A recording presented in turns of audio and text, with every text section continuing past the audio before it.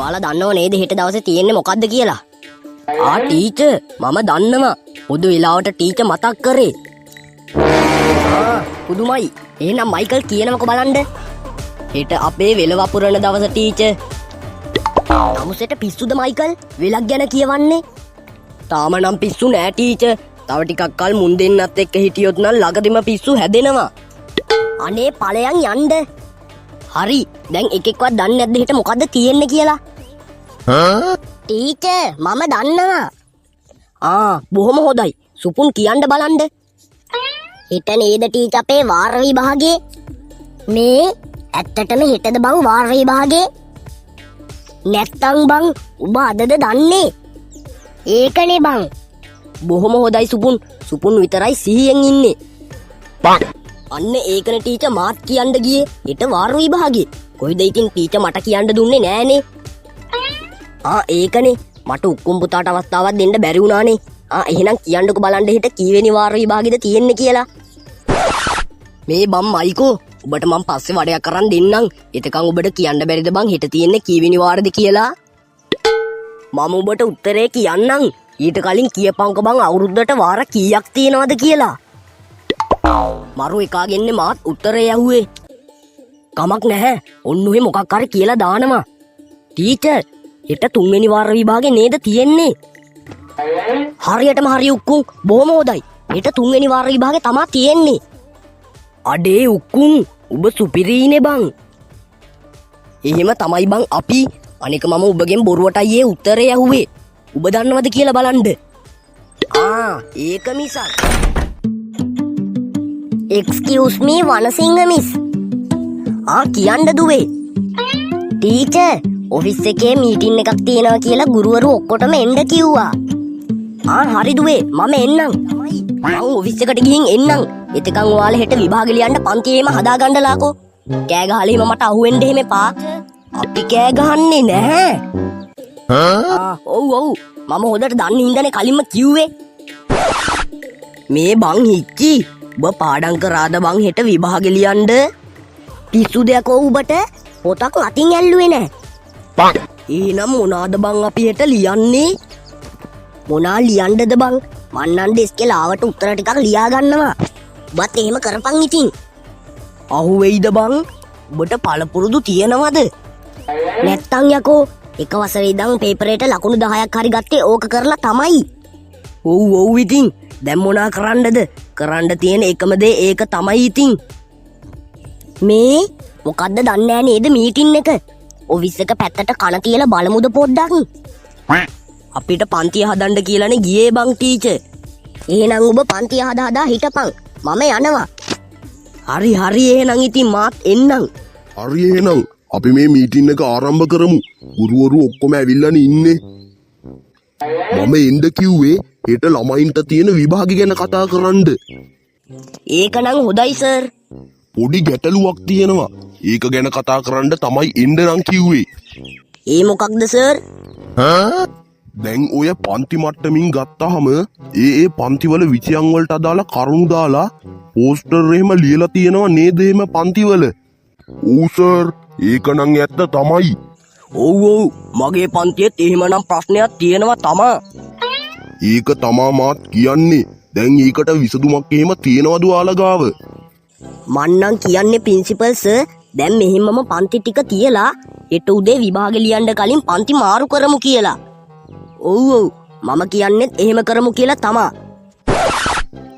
ඔව් මටත් හිතෙන මේක හොඳයි කියලා. එහෙනම් හෙට උදේම ළමයි විභාගෙ ලියන්න කලින් පන්ති ටික මාරු කරමු. උඹට ඒක ඇහුණද බම් මයිකෝ? ඔව් ඉතින් මාත් මෙතනනේ හිටියේ. මට කන් ඇහෙනවා හොදට. ඒ කියන්නේ බං අපේ පන්තිවල ඩෙස්කවල අපි උත්තර ලියාගත්තට වැඩක් වෙන්නේ නෑ වගේ. මොකද ඉතින් පන්ති මාරු කරනවලුනේ හෙට උදේ. දැන් මොනා කරන්නද ඉතින්? හෙට විභාගෙ තියාගෙන අද පාඩම් කරන්නයි ඉතින්. නෑ බම් මයිකෝ උඹට මොලේ නැහැ. මට මොලේ තියෙන හින්දා හොඳයි. මට තියෙනවා පොඩි අදහසක්. මට මොලේ නෑ කියපු එකට නම් පොඩ්ඩක් තරහ ගියා තමයි ඉතින්. ඒ වුණාට කමක් නැහැ. ඔබට අදහසක් තියෙනවලුනේ. ඒ අදහස ක්‍රියාත්මක කරන්න නම් අද හවසට අපි දෙන්නට ඉස්කෝලේට එන්න වෙනවා බං. හරි ඉතින් අදහස මොකද්ද? අපි දන්නේ නැහනේ අපිව මොන පන්තියට දායිද කියලා හෙට උදේ. ඒක නිසා අපිට අපේ පන්තිය ඇර අනිත් හැම පන්තියකම ඩෙස්ක් වල අර උත්තර ටික ලියා ගන්න වෙනවා බං. ඩෙස්ක් කීයක කියලා නම් ලියන්නද බං? අනිත් එක විෂයක් කියලාද?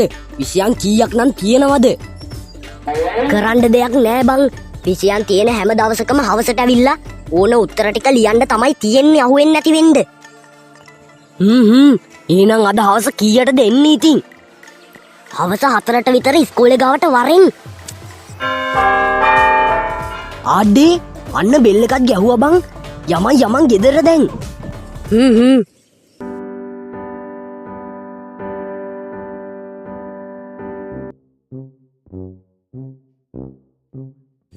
අම්මේ ඇයි මොකද මයිකල්? අම්මේ මම හික්කිලාගේ ගේ ගාවට ගිහින් එන්නම්. දැන් හෙට විභාගේ නේද? පාඩම් එහෙම කරන්නේ නැද්ද? ඈ මයිකල්? අයියෝ තව කොච්චර වෙලා නම් තියනවද? මම ඇවිත් පාඩම් කරන්නම්. ඔන්න මේ සැරේ නම් ලකුණු අඩු වුණොත් එහෙම ආයෙ මොනවත් එහෙම ඉල්ලනව නෙමෙයි. මම තාත්තටත් කියලා කියන්නේ. හරි මං ගිහින් එන්නම් අම්මේ එහෙනම් ඈ. රෑ වෙන්න කලින් එන්න ඕන. මේ බං හිච්චි CCTV වැඩද දන්නේ නේ බං. නෑ බං මට එදා ඇහුණ කාංචනා මිස්ලා කතා වෙනවා CCTV වැඩ නෑ කියලා. එන යමන්කෝ ඉක්මනට. CCTV වගේ නෙමේ බං. සිකියුරිටි කාර්යයට අහුනොත් අපි දෙන්නම ඉවරයි. ඒක නිසා ඉතින් බේරිලා කරන්න ඕන වැඩේ. වරෙන්කෝ ඉක්මනට යන් ෂේප් එකේ. සද්ද එහෙම කරන්න එපා බං ඈ. හරි යමන්කෝ කටවාගෙන. එකටම මේ වගේ ලියමු බං වරින්. ඈ මේ මොකද්ද විතරක්? මුන් චුයින්ගම් කාලත් මේකනේ අලවන්නේ. මොකද්ද අර පන්ති ගාවින් ආපු සද්දේ? ඉක්මනට ගිහින් බලන්න ඕන. මොකද බං ඔබ පුටුව වැට්ටුවේ? බලපංකෝ ඉතින්. අඩේ හිච්චි ඉතල කරේ නෑ බං. කවුද ඔය ඇතුලේ ශබ්ද කරන්නේ? හරිනේ දැන් ඔතනින් නැමිලා හැංගියන්. කවුරුත් නෑනේ. මොකෙක් හරි සතෙක්ද දන්නේ නෑනේ. අඩේ හිච්චි මට කිඹුමක් යන් දෙනවා බං. මේ මයිකල් ඕකනම් කරන්න එපා. තද කරගෙන හිටපන් ඈ. ඔබ කෑ ගහනවනේ ඊට වඩා. ඕක ඇහුනොත් මෙතනට ඇවිල්ලා අපිට ගහලා යයි.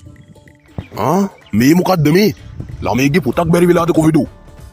අරන් ගිහිල්ලා ඊට ප්‍රින්සිපල් සර්ටම දෙනවා. මේ මම කිඹුමක් යන් දෙනවා කිව්වේ බොරුවට බං. තව පොඩ්ඩෙන් ඔක්කොම ඉවරයි. මේ සිකියුරිටි කාර්යය මගේ පොතත් අරන් ගියා බං. පිනාටවත් දෙයිද ඒක?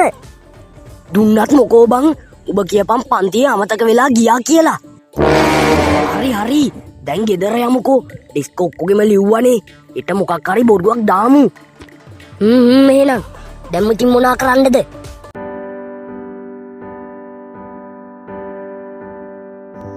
ප්‍රින්සිපල් සර් මේ ඊයේ ළමයෙක්ගේ බැරි විච්ච පොතක්ද කොහෙද දාලා ගිහිල්ලා?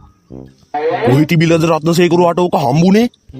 මට 11 වසරේ පන්තියේ පැත්තෙන් සද්දයක් ආවා. ඉතින් මම ගිහිල්ලා බලද්දි මේක ඩෙස්කයක් උඩින් තිබ්බා සර්. මම ඉතින් ගත්තා මේක. ඕ බලමු කාගේද කියලා මේ පොත. ඕක දෙන්න බලන්න රත්නසේකර. මේක 10 වසරේ හිච්චි.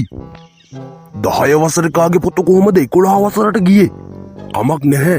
10 වසරේ පන්ති බාර වනසිංහ මිස්නේ. වනසිංහ මිස්ටම දෙනවා මේ පොත. මේ බං හිච්චි ඊයේ නම් 99 නේ බං බේරුනේ. 99 කොහෙද යකෝ? 99.9 කියපියේ. ඔව් 99.9 නේ බේරුනේ. මේ මෙට තියෙන විෂයම් බලලා අදත් ඇවිල්ලා උත්තර ටික ලියලා යමු නේද බං? නැත්තම් බං ඇයි ඔබ පාඩම් කරනවද? නෑ ඉතින්. මේ අන්න වනසිංහ මිස් එනවා. ගුඩ් මෝනින් ළමයි. අද ළමයි ඔක්කොම වගේ ඉන්නව නේද? හරියට මුදේ 8ට ඔයාලගේ විභාගේ පටන් ගන්නවා. ටීචර් අපිව මොන පන්තියටද දාන්නේ? මයිකල් කොහමද පන්තිය මාරු කරනවා කියලා දන්නේ? මොනවාද මීහරකෝය කියවන්නේ? හරි බං මට ඒක නිකම්ම කියවුණා. මං නිකන් කිව්වේ ටීචර්. හරි ළමයි ඔයාලව වෙන පන්තියකට දාද්දි ඒ පන්තිත් අපි චෙක් කරලා තමයි ඔයාලව දාන්නේ. මේ බං හිච්චි පන්තිත් චෙක් කරනවලු බං. එතකොට අපි ලියපුවා අහුවෙයිද බං? පිස්සුද බං? ඩෙස්ක යට බලන වෙයි. හුටා උඹ ඩෙස්ක යටද බං ලිව්වේ? ඔව් ඔව්. උඹට යටනේ ලිව්වේ. උඩ එහෙම නෙමේනේ. අඩේ කිව්වට තරහ වෙන්න නම් එපා බං. මම ඩෙස්ක උඩනේ ලිව්වේ. මම කලිනුත් කිව්වේ උඹ එන මෝඩයෙක් බං. එහෙනම් ළමයි මම ඔයාලව දාන්න ඉන්න පන්තිය චෙක් කරලා එන්න. මේ මොනාද මේ? 10 වසර ඉතිහාසයේ උත්තර වගයක් නේද? ඈ අද 10 වසරට තියෙන්නේ ඉතිහාසයනේ. මොකක් හරි වෙලා තියෙනවා මෙතන. හෙලෝ ප්‍රින්සිපල් සර් කියන්න. ඔව් සර්. හරි සර් මම එන්නම් ඔෆිස් එකට දැම්ම. වනසිංහ මිස් කියන්නේ දැන් ඔය පොතේ තිබ්බ විස්තර ටිකම 11 වසරේ ඩිස්කවර්ලදී තිබ්බ කියලාද? ඔව් සර් මම දැන් 11 වසරේ පන්ති චෙක් කරලා ආවා විතරයි. හරි ටීචර් නම් අපි CCTV චෙක් කරලා බලමුද? ඔව් සර් ඒක නම් හොඳයි.